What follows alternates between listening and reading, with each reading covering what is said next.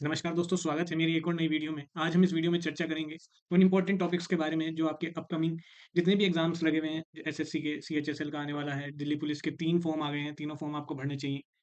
उससे क्या होगा कि 3 फॉर्म यदि आप किसी भी एग्जाम की तैयारी कर रहे हैं, सीजीएल की कर रहे हैं नेक्स्ट ईयर की, या सीएचएसएल की कर रहे हैं, किसी भी एग्जाम की कर रहे हैं, फॉर्म आपको सारे भरने चाहिए। उससे क्या होता है कि आपकी तैयारी बनी रहती है और आप एक फ्लो में रहते हैं। तो इसमें सबसे ज़्यादा दिल्ली पुलिस कांस्टेबल का जो एग्ज़ाम आने वाला है, बहुत ही ज़्यादा वैकेंसी है इस बार, बम्पर वैकेंसी है। और इसमें जीएस की वेटेज सबसे ज़्यादा है, यानी 50% क्या है कि जीएस की ही इसमें वेटेज दी गई है। जीएस जिसने आज तक मतलब जिसको ऐसा लगता है कि उसकी मतलब जीएस ठीक-ठाक है, लेकिन बहुत ज़्यादा अच्छी नहीं है, या किसी ने अब तक कुछ नहीं पढ़ा। तो मैं इस वीडियो में वो बता रहा हूँ कि अगर आपने इतने टॉपिक भी कर लिए, तो आपके डिसेंट मार्क्स मतलब 35 तक भी, 30 टू 35 मार्क्स आराम से आ जाएँगे।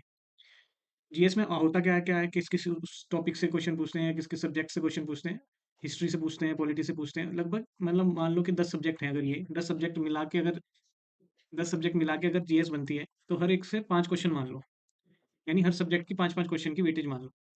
अब बात करते हैं अगर हिस्ट्री में कौन-कौन से इंपॉर्टेंट टॉपिक हैं, तो ये लगभग 10 वो टॉपिक हैं जिनसे बहुत सारे क्वेश्चन पूछे जाते हैं।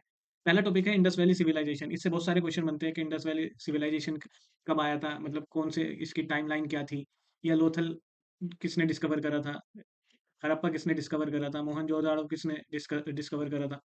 सेकंड टॉपिक है कि जैनिज़्म, बुद्धिज़्म, इनके बारे में कि इनका जन्म कहाँ हुआ था, इनके फादर कौन सी क्लैन के थे, इनकी टाइमलाइन क्या थी, बर्थ ईयर क्या था, इनके टाइम में कौन-कौन से काम हुए थे, बुद्धिज़्म की 4 जो वो हुई थी, बैठकें हुई थी, वो कब-कब हुई थी, और कौन-कौन उसका प्रेज़िडेंट था, ये सब। महाजनपदास और उनकी कैपिटल, 16 महाजनपद में जैसे 16 वो थे, तो उसकी कैपिटल क्या-क्या है, चंपा की क्या है, अंगा किसकी कैपिटल है, छेदी, ये सब सारे पढ़ने पड़ेंगे। मौर्य डायनेस्टी के बारे में पढ़ना पड़ेगा। ये 2 डायनेस्टी बहुत ही इंपॉर्टेंट है, मौर्य और गुप्ता।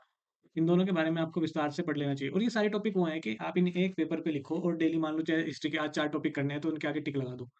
और किसी मतलब वीडियो वीडियो के चक्कर में पढ़ोगे तो उसमें कुछ ना कुछ इन्फॉर्मेशन छूट जाती है, और इस बार जो क्वेश्चंस आ रहे हैं वो सारे जो आ रहे हैं स्टेटमेंट बेस्ड आ रहे हैं, तो आपको इसमें ध्यान रख के ही पढ़ाई करनी पड़ेगी। और मैं जो पर्सनल सजेशन मेरा है, तो किसी बुक से ही पढ़ें, ताकि आपके पास ज़्यादा इन्फॉर्मेशन हो और आपको ये ना लगे कि कोई इन्फॉर्मेशन छूट गई है। फिर संगम एज है, जैसे संगम एज में 3 वो हैं, पांड्या है, चोला है, चेरा है, इनके साइन क्या थे, फिश किसका साइन है, टाइगर किसका साइन है, एरो एंड बो किसका साइन है। Social economic reforms, social religious reforms के बारे में पढ़ो। रिवोल्ट के बारे में 1857 बहुत इंपॉर्टेंट है, कब इसकी शुरुआत हुई, ये कहाँ से शुरुआत हुई, मंगल पांडे का क्या रोल था, कौन क किस जगह से लड़ रहा था, रानी लक्ष्मीबाई किस जगह से लड़ रही थी, और कौन से ब्रिटिश ऑफिसर ने कहाँ का विद्रोह दबाया, ये सब बहुत इंपॉर्टेंट है।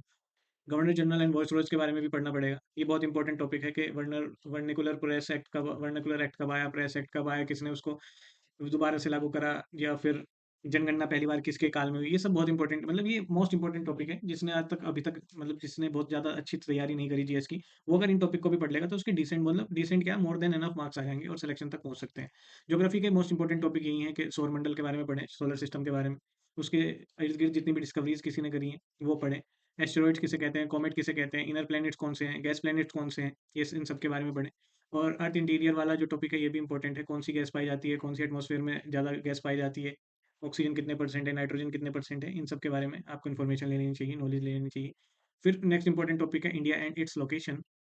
ये ईज़ी टॉपिक है, ज़्यादा हार्ड नहीं है, और इससे बहुत सारे क्वेश्चन बनते हैं। इंडिया का एक्सटेंट क्या है, ईस्टर्न पॉइंट कौन-सा है, वेस्टर्न पॉइंट कौन-सा है, तो इन सबको देख लेंगे। हिमालयाज़ कौन-कौन से हैं, शिवालिक हिमालयाज़ कौन से हैं, हिमाद्री हिमालयाज़, हिमाचल हिमालयाज़, ये सब देखना, ये भी इम्पोर्टेंट टॉपिक है। और रिवर मोस्ट इम्पोर्टेंट टॉपिक है, मतलब इम्पोर्टेंट तो सारी टॉपिक हैं, लेकिन ये उनमें भी मोस्ट इम्पोर्टेंट है। जैसे रिवर, गंगा रिवर सिस्टम है, ब्रह्मपुत्र रिवर सिस्टम है, कहाँ से इनका उद्गम होता है, ये सब आपको पढ़ने पड़ेंगे।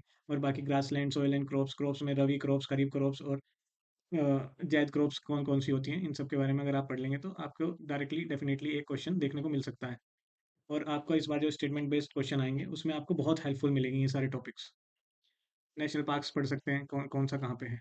पॉलिटी के इंपॉर्टेंट टॉपिक है मेकिंग ऑफ कॉन्स्टिट्यूशन और sources of constitution. Sources of constitution कि कौन-सा पार्ट कहाँ से लिया गया है, या कौन-सी चीज़ कहाँ से ली गई है।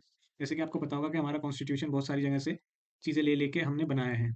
आयरलैंड से क्या लिया है, अमेरिका से क्या लिया है, प्रेसिडेंट का जो पद है वो कहाँ से लिया है, वाइस प्रेसिडेंट का कहाँ से लिया है, इनके इलेक्शन कैसे होंगे वो कहाँ से लिए हैं। इन सब के बारे में बहुत सारी इन्फॉर्मेशन या नॉलेज आपको गैदर करनी पड़ेगी स्टेटमेंट बेस्ड क्वेश्चन सॉल्व करने के लिए। और डेली आपको कुछ ना कुछ पढ़ते रहना पड़ेगा। जैसे आज पॉलिटी आपने उठाई, तो कम से कम 4 टॉपिक तो आपको पढ़ें, और उसके उसी के क्वेश्चन तुरंत लगा दें। जो भी मतलब अभी रिसेंट एग्ज़ाम्स में हुए हैं, उसमें जो क्वेश्चन पूछे गए हैं, अगर आप वो लगा लेंगे, तो आपको एक कॉन्फिडेंस महसूस होगा। फिर शेड्यूल्स के बारे में, शेड्यूल्स की एक ट्रिक होती है, टियर्स ऑफ ऑल टीम। 12 के 12 शेड्यूल आपको याद हो जाएँगे। Fundamental rights important topic, DPSP के आर्टिकल 44 किससे रिलेटेड है, आर्टिकल 40, ये सब बहुत मोस्ट इम्पोर्टेंट है और ये आए हुए हैं। फंडामेंटल राइट्स में जैसे आर्टिकल 17 बहुत बार पूछा जाता है। अभी रिसेंट एग्जाम में 15-16 के बारे में पूछा गया, 16(4) के बारे में पूछा गया है। ये मोस्ट इंपॉर्टेंट टॉपिक है और वैसे भी पुलिस का एग्जाम है दिल्ली पुलिस का, तो पॉलिटिक्स में थोड़ी सी इंपॉर्टेंट हो जाती है। आर्टिकल मोस्ट इंपॉर्टेंट आर्टिकल जो भी रिलेटेड है पीएम से, काउंसिल ऑफ मिनिस्टर से, प्रेसिडेंट से और पार्लियामेंट से, इमरजेंसी का आर्टिकल कौन सा है, कौन से पार्ट में आता है, ये सब मोस्ट इंपॉर्टेंट है। फिर इंपॉर्टेंट अमेंडमेंट्स के कब कौन सा 72 में कौन सा हुआ, या 1976 में कौन सा हुआ, मिनी कॉन्स्टिट्यूशन अमेंडमेंट किसे कहते हैं, कब हमने हमने अमेंडमेंट प्रियम्बल को अमेंडमेंट करा, ये सब चीज़ें मोस्ट इंपॉर्टेंट है। सुप्रीम कोर्ट, हाई कोर्ट की रेट्स। आगे बढ़ते हैं, इकोनॉमिक्स के इंपॉर्टेंट टॉपिक देखते हैं। Demand and supply important topic, national income पढ़ लीजिए। अनएम्प्लॉयमेंट कितने प्रकार के होते हैं, अनएम्प्लॉयमेंट कितने प्रकार के होते हैं। बैंकिंग के बारे में पढ़ो कि बैंकिंग का राष्ट्रीयकरण कौन से साल में हुआ, कितनी बार हुआ, कौन उस समय प्राइम मिनिस्टर था, ये सब पूछे जाते हैं। और रिसेंट टाइम्स में हमने देखा है कि 5 ईयर प्लान्स के बारे में बहुत सारे 5 ईयर प्लान से बहुत सारे क्वेश्चंस आपके एग्जाम में पूछे गए हैं। कर्व्स पढ़ लो, फिलिप कर्व किसे कहते हैं, गिफन गुड्स किसे कहते हैं, ये सब इंपॉर्टेंट टॉपिक हैं। अब आते हैं बात साइंस की। साइंस में क्या इंपॉर्टेंट, साइंस में सबसे ज़्यादा इंपॉर्टेंट जो है वो बायोलॉजी है, और बायोलॉजी में भी ह्यूमन डाइजेस्टिव सिस्टम हो गया, रिप्रोडक्शन सिस्टम हो गया, प्लांट किंगडम से आजकल क्वेश्चन आ रहे हैं। एक बार आपको मतलब थोड़ा टाइम देना पड़ेगा, प्लांट किंगडम और एनिमल किंगडम में थोड़ा सा ये कंफ्यूजिंग है, लेकिन अगर आप इसको बार बार रिवाइज करेंगे एक हफ्ते में, मुझे लगता है कि अगर प्लांट किंगडम और एक हफ्ते में एनिमल किंगडम को थोड़ा थोड़ा करके भी पढ़ेंगे तो आप इसके क्वेश्चन को बना ले जाएंगे। Nervous system important topic, circulatory system, disease की कौन सी वायरस है, कौन सी बैक्टीरिया है, कौन सी प्रोटोजोआ है, ये सब आपको पढ़नी पड़ेगी। न्यूट्रिएंट्स के बारे में पढ़ना पड़ेगा, विटामिन कौन सा वाटर सोल्यूबल है, वाटर सोल्यूबल जैसे बीसी होता है, फैट सोल्यूबल एडीई के होता है, ये सब आपको पढ़ने पड़ेंगे। मिनरल्स के बारे में पढ़ना पड़ेगा। इंपॉर्टेंट टॉपिक्स, ये सारे वही इंपॉर्टेंट टॉपिक्स हैं जो एग्जाम में आने की बहुत ज़्यादा संभावना है। फिजिक्स में हम देखते हैं कि डिस्कवरीज कौन कौन सी किस किसने की है आजकल, जैसे कि सीरियल मेंस में पिछली बार पूछा गया कि कौन से सन में, मतलब ईयर्स भी पूछने लगे वो, तो ईयर्स भी आप देख लेंगे, एक आइडिया ले लो। मतलब सारे ईयर्स याद करना तो पॉसिबल नहीं है किसी के लिए भी, फिर भी एक आइडिया हो तो उससे आदमी सॉल्व कर लेता है। मोशन चैप्टर अच्छा है, इंपॉर्टेंट है। Law of motion most important. Gravitation, gravitation के बारे में, फ्रिक्शन के बारे में आप पढ़ सकते हो, और इसकी यूनिट्स पिछले साल सीएचएसएल के मेंस में यूनिट पूछी गई थी, इंपॉर्टेंट। केमिस्ट्री में तो सबसे इंपॉर्टेंट तो पीरियोडिक टेबल ही है और रिएक्टिविटी सीरीज है, इसकी भी डिस्कवरीज देख लेंगे। Metal and non metal chapter, acid and base और कार्बन, मोस्ट इंपॉर्टेंट। तो मेरा मानना यही है कि जिसने अभी तक बहुत ज़्यादा जीएस की तैयारी नहीं करी, वो इन टॉपिक को एक नोट करे कहीं भी, और अपने टिक लगा लगा के इन्हें जल्दी से जल्दी, मतलब 2 ढाई महीने में ये सारी चीज़ें हो सकती हैं। मतलब कुछ भी एक्स्ट्रा पढ़ने की बजाय पहले ये सारे टॉपिक आपको तैयार करने होंगे, और ये डेफिनेटली आप मुझे कमेंट करके बताना कि आफ्टर एग्जाम आपको इससे बेनिफिट हुआ या नहीं हुआ। अब आगे चलते हैं तो और देख लेते हैं स्टैटिक जीके में क्या क्या इंपॉर्टेंट है। डांसेस इंपॉर्टेंट है, डांसेस में मैं आपको बस ये कहना चाह रहा हूँ कि जितने भी पीवाईक्यूज आए हैं डांस को लेके, आप उन्हें ही करें पहले। कोई भी बुक ले लें, पिनाकल ले लें, किरण ले लें, उसमें जितनी भी पीवाईक्यूज हैं डांस से रिलेटेड बस वही करें। और पिनाकल में क्या बेनिफिट है कि उसके नीचे एक बॉक्स दिया रहता है, उसमें उस डांस के बारे में प्रॉपर नॉलेज, मतलब सारी इन्फॉर्मेशन दी रहती है, आप उसे पढ़ेंगे बार बार, और बार बार करना पड़ेगा, रिवाइज करना पड़ेगा, revision is the key. Festivals, आजकल फेस्टिवल पूछे जा रहे हैं, हॉर्नबिल फेस्टिवल कितने दिन चलता है, कौन से स्टेट में होता है।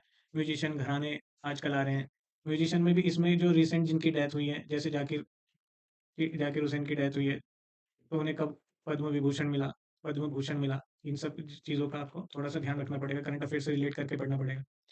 डांसर्स के बारे में पढ़ना पड़ेगा, एक्ट्स जो होते हैं, एमआरटीपी एक्ट क्या है, एफसीआरए, इनकम टैक्स वाला क्वेश्चन अभी फेज में पूछा गया था लास्ट ईयर के, इनकम टैक्स से 1960s में आया था, 62 में।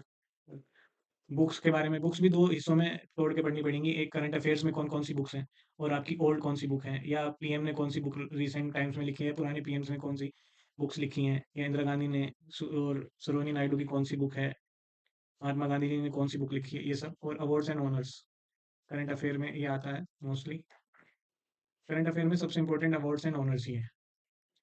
तो मेरे हिसाब से तो यही इंपॉर्टेंट टॉपिक हैं, या ये वो टॉपिक हैं जो किसी भी एस्पिरेंट को सबसे पहले अपने तैयार करने चाहिए जीएस में।